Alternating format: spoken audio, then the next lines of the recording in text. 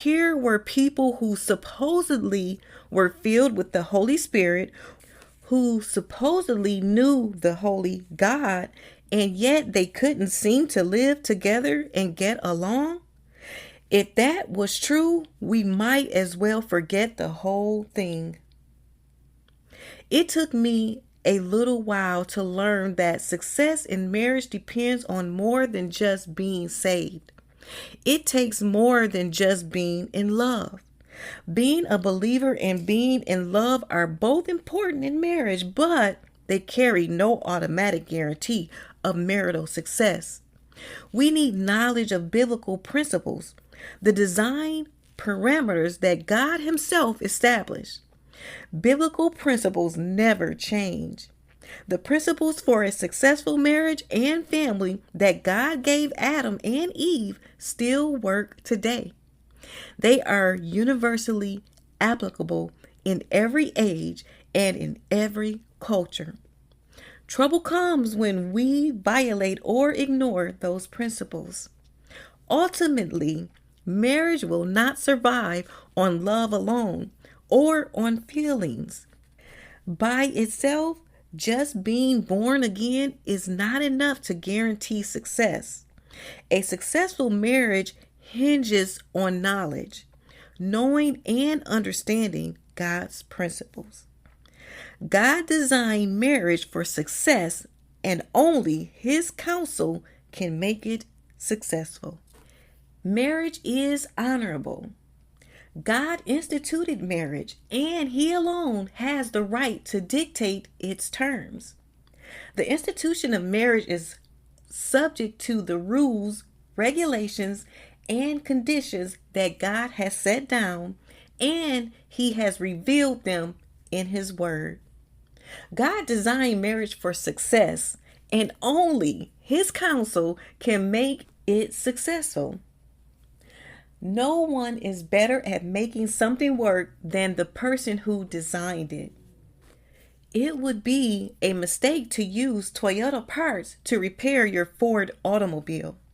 Toyota parts are designed for Toyotas, not Fords. Instead, you should take your Ford automobile to a licensed Ford service dealer. No one knows Ford cars better than the Ford Motor Company. Would you take your Mercedes-Benz to a Ford dealer for repairs? Not if you're smart. Only a Mercedes dealer could guarantee to repair it properly. Guaranteed success means using the right serviceman. It means referring back to the designer. Marriage is the same way. Success in marriage means using the right serviceman or authorized dealer, referring back to the designer for guidance. No one knows a product like the manufacturer. No one understands marriage better than God does. He created it. He established it. He ordained it. And He blessed it. Only He can make it work. Marriage is honorable because it is of divine rather than human origin. If we want our marriage to be honorable and successful, we must know, understand, and follow the principles that God has set out in His manual, the Bible. That is the only sure corrective for the ignorance and misinformation that characterizes so many of the world's view of marriage. Marriage is honorable. Principles. Number 1. Marriage is a steady, unchanging institution entered into by two people who are constantly changing as they grow and mature. Number 2. The institution of marriage is more important than our personal feelings. Number 3. Commitment to the marriage rather than commitment to the person is the key to success. Number 4. Marriage is two imperfect people committing themselves to a perfect institution by making perfect vows from imperfect lips. Number 5, God will join together only that which he can allow. Number 6, what God has joined together, man must not separate. Number 7, success depends on how much we know about something, not how we feel about it. Number 8, a successful marriage hinges on knowledge, knowing, and understanding God's principles. Wow, what an empowering chapter. I hope it blessed you with fresh insights into God's purpose and the transformative power of marriage. Now that we've explored this wisdom, let's dive deeper and discover how these teachings can enrich your journey. Dr. Myles Munroe emphasizes that marriage is God's invention and therefore it carries a divine honor. Here are the key themes we'll explore today: the sanctity of marriage as part of God's purpose, how marriage reflects God's covenant and nature, why upholding the honor of marriage is vital for strong, thriving relationships. Before we dive further, here's a listener's question that ties perfectly into today's topic. My name is Mark, and I've noticed that marriages doesn't seem to be valued in our society anymore. How can we as believers help restore honor to marriage in a world that sees it as outdated? Mark, this is such a relevant question.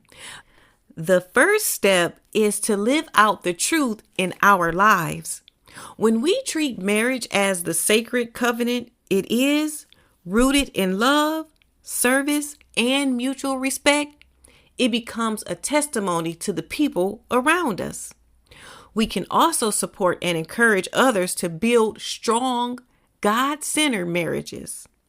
Sharing resources like this Get Married Whole podcast, the Get Married Whole website, the Get Married Whole YouTube channel, and teachings from Dr. Myles Munroe can be a great start. To all my listeners, feel free to send in your questions on YouTube, TikTok, or any of the platforms that you love most. I love to answer them in upcoming episodes. Here are some powerful takeaways from chapter 2 that truly inspired me. Marriage reflects God's covenant. Dr. Munroe explains that marriage is a physical representation of God's spiritual covenant with humanity. Just as God's relationship with us is eternal, marriage was designed to be a lifelong sacred commitment. Number 2, honor is at the heart of marriage. Hebrews 13:4 teaches that marriage should be honored by all and the marriage bed kept pure. Honoring marriage means respecting your spouse, prioritizing purity, and valuing the covenant as God intended. Number 3, society's views versus God's design.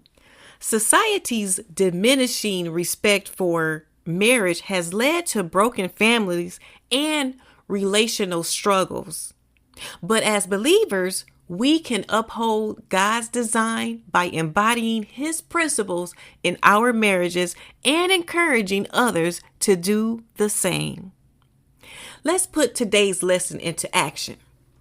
Reflect on how you can bring honor to your marriage or future marriage. Write down 3 specific actions like speaking kindly to your spouse, praying for your relationship, or supporting another couple's union. Commit to putting one of those actions into practice today. Speak this affirmation with me. Marriage is a gift from God, and I honor the sacredness of this covenant.